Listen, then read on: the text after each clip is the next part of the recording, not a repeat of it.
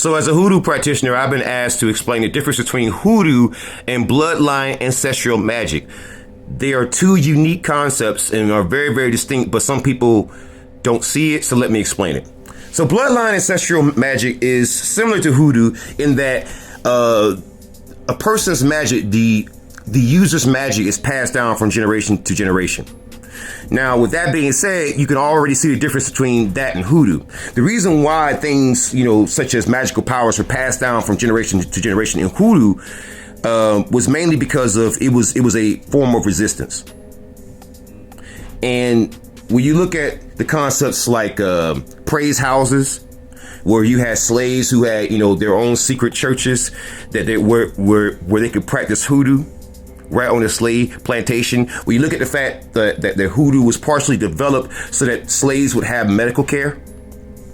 When you look at the fact that honestly, when it comes to our practice and the way that we would make potions, and the way that we would make herbal cures, I'm going to tell you that even the ingredients that we would use would be so different than what other practices would use.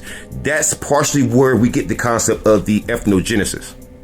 Yes, there are some people out there who do very similar things to us, but saying that because someone does something similar, that it's the same, that's like saying that a Muay Thai kick and a Taekwondo kick are exactly the same because they're both kicks and they come from Asia.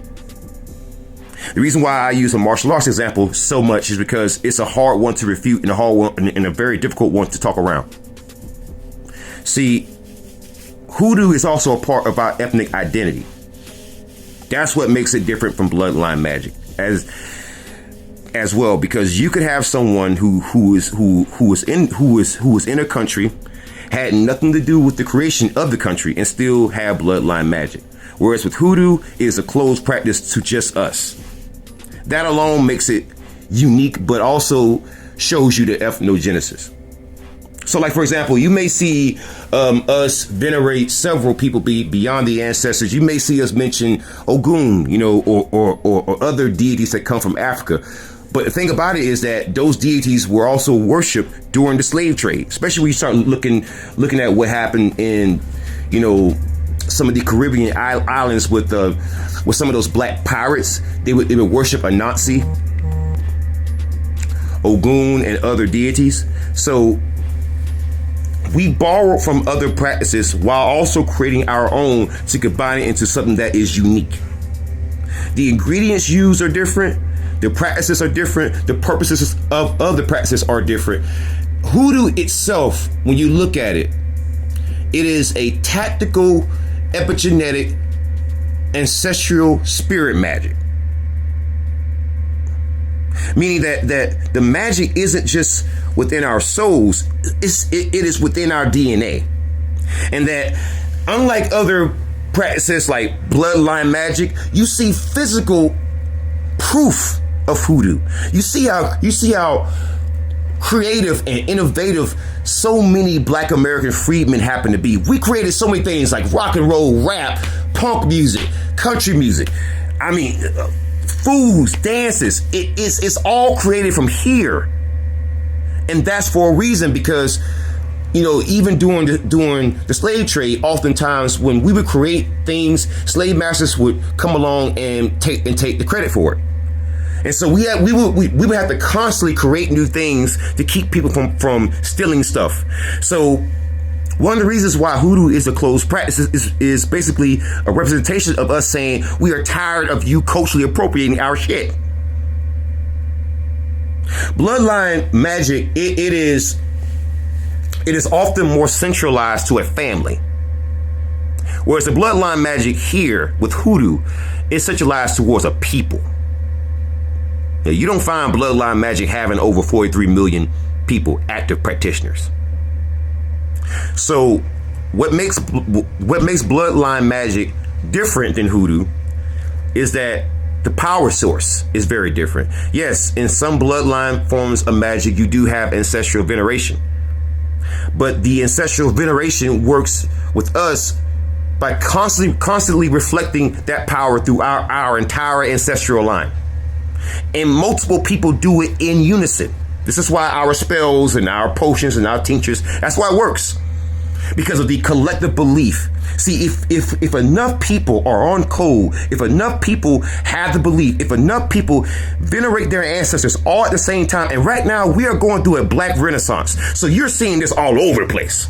This is why you're seeing the plantations burn down. This is why you're seeing Lake Lanier claim so many new lives. This is why you're seeing all these spiritual signs, because we're all on code.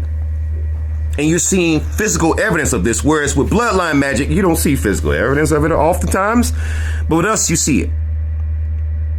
So basically to recap, the ingredients that we use in the hoodoo practice of being a root doctor is very different than bloodline magic, because some of the ingredients like alligator peppers weren't even available to everyone. That's first thing. Second thing is the ancestral veneration, the levels of it is way different. Third thing is hoodoo comes across like a tactical spiritual practice more so than just some spiritual practice that some slaves just did. I want you to understand something, that during the slave trade, some of us really see that as us being prisoners, as us being prisoners of war. Okay? So when you look at hoodoo and you look at, the fact that besides combat skills, if you were to give the average soldier all the knowledge of a hoodoo conjuring woman, they'd be the ultimate soldier. Once again, outside of combat skills, every other skill you need as a soldier, basic first aid, how to live on the land, what to eat. I mean, someone could drop you in the middle of a freaking forest with no food, no water, and you would survive, because hoodoo practitioners have done it throughout the centuries. Go look at what happened with the Black Maroons and the Great Dismal Swamp.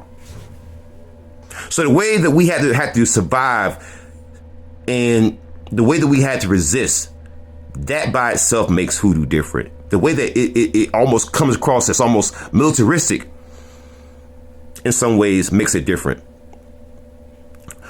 But one of the main differences that I see is the way that we can collectively make something happen. Bloodline magic doesn't have this many members or active practitioners, and never did. Because you would all have to be a part of the same bloodline usually. And it gets to the point where it's only but so many members of one family. Whereas with us, we are the largest bloodline ancestral practicing spiritual practice on earth. So if you want to know differences, I just gave it to you.